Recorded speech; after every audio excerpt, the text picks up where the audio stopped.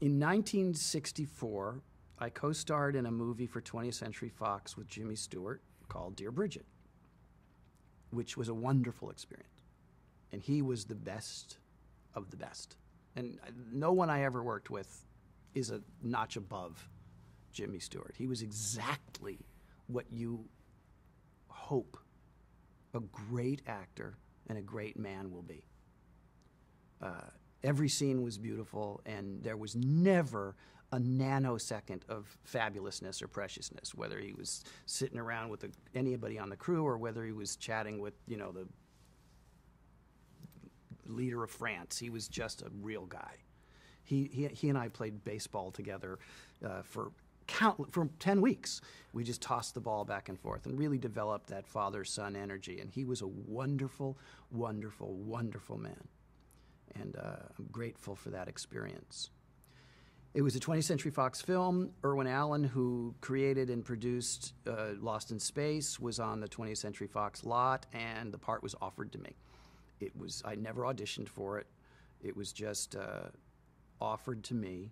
And we had almost exclusively shied away from a series for the reasons that, it was such a great opportunity to go from studio to studio and project to project and work with all these great talents in a variety of arenas. But when Lost in Space came along, it was exactly what had motivated me at the age of 4 to get inside the television. It was a superhero. It was like Superman and Zorro. He didn't have a cape, but Will Robinson was everything I had ever wanted to portray. Everything. He had a laser gun and he used it. How cool was that? How many kids on TV have a laser gun and get to use it? It's not that he just had one, he used it. He could fly the ship, he could program the robot. He called everybody out on their stuff. He saved the day for like 83 hours. He was the guy who figured it out and saved the day. Without sounding obnoxious, I would go be Will Robinson in an hour if I had the opportunity to. I loved every single second of Lost in Space. There was never, I just loved it. Some of the episodes got really stupid, and I was aware of the fact that, wow, what's happening here? I thought we were an adventure ensemble kind of sci-fi show. Now we're this like farce, comedy, campy, weird, like Three Stooges show.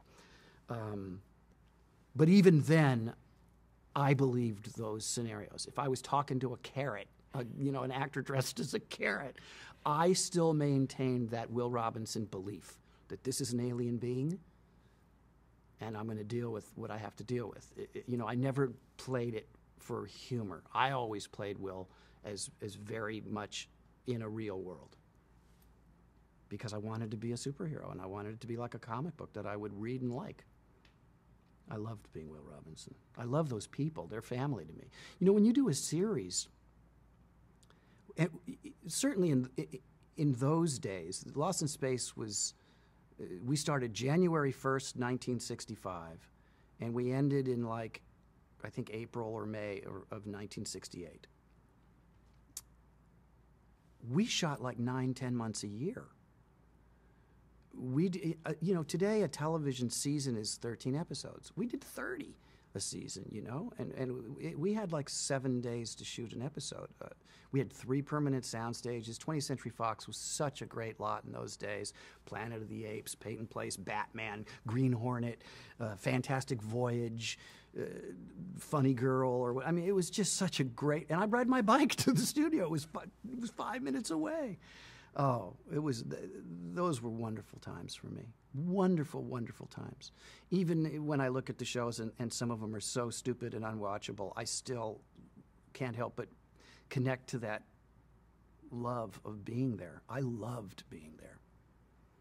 Anyway, Lost in Space was, I didn't audition. It just came to me, and it was a gift that I cherish.